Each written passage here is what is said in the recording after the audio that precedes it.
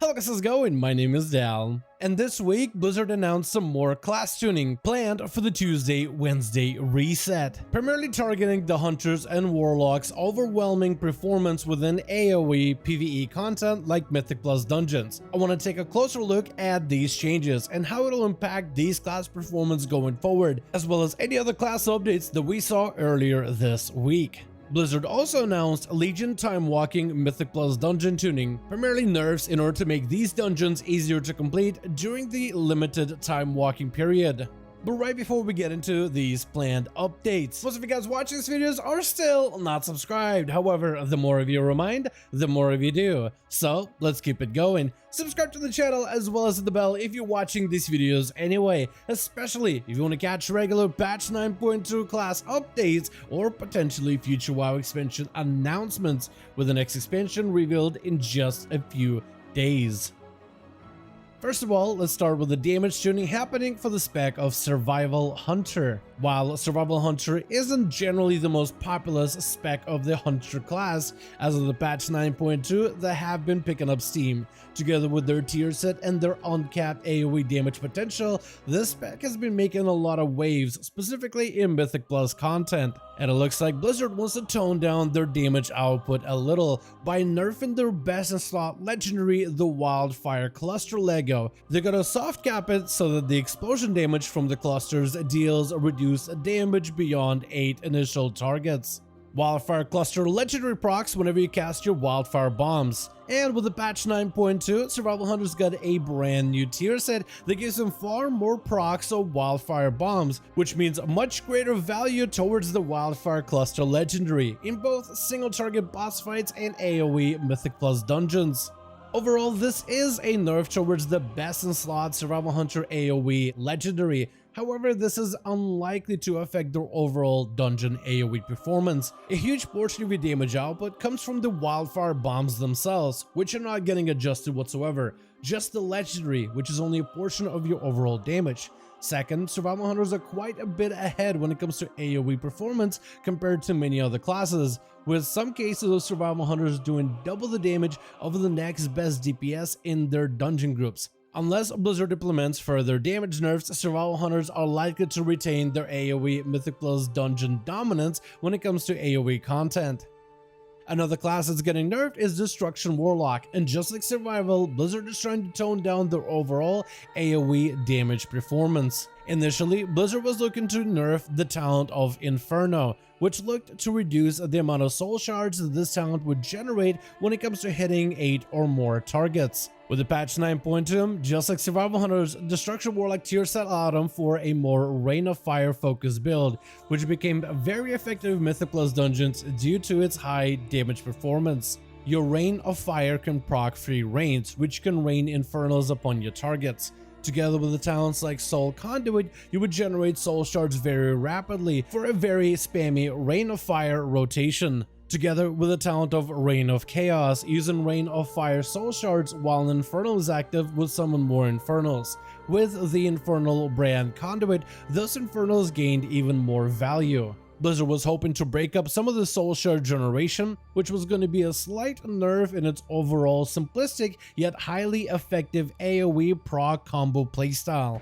However, before this nerf even came out, Blizzard decided to hit Destruction with yet another nerf, further reducing the amount of soul shards that a Destruction Warlock could generate by changing the target rate from an 8 to a 5. However, many in the Warlock community believe that these changes are very minor, as Warlocks are able to generate a ludicrous amount of soul shards even with this 5 target cap. The target cap is there just to limit the amount of soul shards you generate, which will actually mean the Warlocks are less likely to overgenerate soul shards, but are still likely to generate enough in order to maintain their AoE performance. So unless Blizzard is planning more major nerfs for the spec of Destruction Warlock, they're likely to stay as the dominant range caster in Mythic Plus AoE content. Another playstyle that saw some improvements was the Outlaw Rogue, primarily the bug fixes that are likely to increase its overall output. And one of the bugs that Blizzard solved is the 2-piece tier set bonus being unable to cleave with the Blade Flurry ability, which means whenever you got random procs pistol shot, you were losing out on potential AoE damage. It also doesn't help that Mastery procs a lot more often when you can hit more than one target, and your Mastery has a chance of proccing your 2-piece tier set bonus, which means in AoE and cleave situations you fire off more pistol shots, and those pistol shots couldn't cleave before. So overall, this is a substantial buff towards your AoE damage. Maybe not enough to make Outlaw a top DPSer in AoE and cleave, but it definitely does increase their overall performance.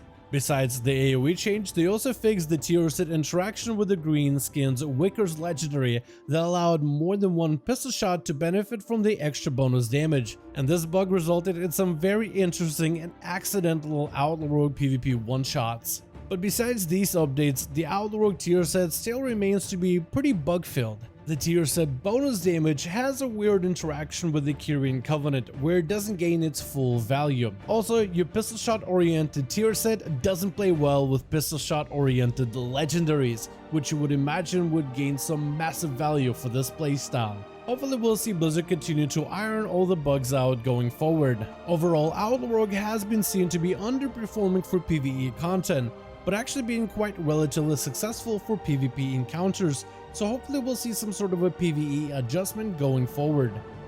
Besides class tuning, Blizzard decided to also nerf some of the Mythic Plus dungeons of the Legion expansion during the Legion Time Walking event. One of the first changes was to reduce the health and the damage of most of the bosses inside of the Legion Mythic Plus dungeons. They also nerfed the damage output of the bears in Darkheart Thicket by reducing the damage of the Mattering Roar ability, as well as updating the final boss of the Vault of the Wardens instance, with its ability Detonating Moonglaive getting heavily nerfed with this recent update. Some of these Legion Mythic Plus dungeons have some of the strongest loot that's best in slot for a handful of classes, like the Court of Stars auto attack ring, as well as a handful of trinkets from the Vault of the Warden dungeon. The Legion Mythic Plus dungeons are only available during Legion Time Walking, which gives players a limited amount of time to get some of their best in slot items. These nerfs will contribute towards making these dungeons easier to run for the week, especially because they're so time limited. Hopefully in the future update, just like with the Legion Mage Tower, Blizzard will reconsider some of the Legion Mythic Plus dungeons and make them available at all times. This change would ease the pressure of having to do these dungeons during a very specific week that happens every few months, and overall increase the pool of content that players can experience when it comes to their Mythic Plus content every single week going forward.